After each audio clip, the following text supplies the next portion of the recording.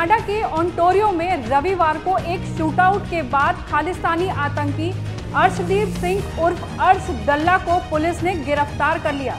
खालिस्तानी आतंकी हरदीप निज्जर की हत्या के बाद अर्श डाला की आतंकी संगठन टाइगर फोर्स को लीड कर रहा है। निज्जर के साथ मिलकर उसने अपने स्लीपर सेल नेटवर्क से पंजाब में टारगेट क्लीनिंग की कई वारदातों को अंजाम दिलवाया था। उसकी गिरफ्तारी के कई मायने निकाले जा रहे हैं। नमस्कार, आप देख रहे हैं जनतंत्र टीवी। मैं हूं आपके साथ पल्लवी सिंह। क्या है पूरा मामला, जानते हैं तफसील से। इनमें एक बात ये भी सामने आ रही है कि कुख्यात गैंगस्टर लॉरेंस बिश्नोई की बढ़ती सक्रियता और उसके खौफ से अर्श दल्ला को बचाने की कोशिश की जा रही है। सभी जानते हैं कि एक वक्त जिगरी यार रहे अर्श और लॉरेंस के बीच अब बहुत गहरी दुश्मनी हो चुकी है। दोनों का गैंग एक दूसरे के खून का प्यासा है, लेकिन कनाडा में लॉरेंस बिश्नोई गैंग की मजबूत स्थिति को देखते हुए अर्श डाला की जान को खतरा बढ़ गया था।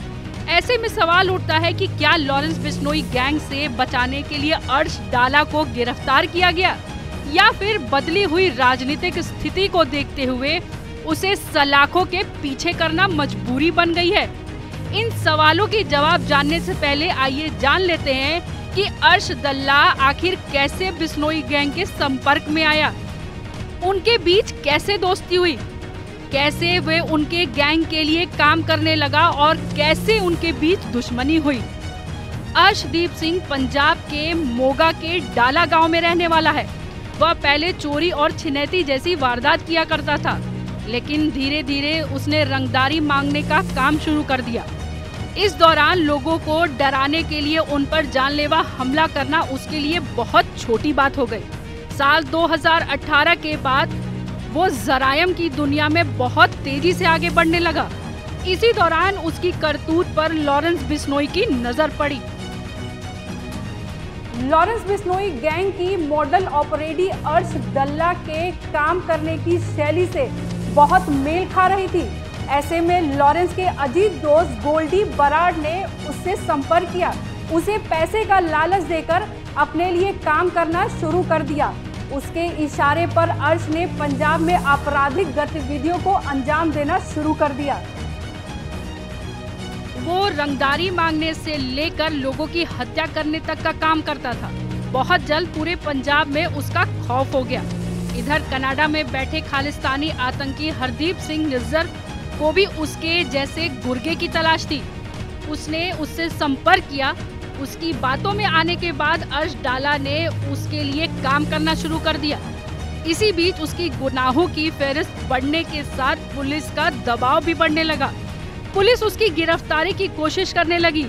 यही वजह है कि पुलिस का शिकंजा कसता देख वह 2020 में कनाडा भाग गया।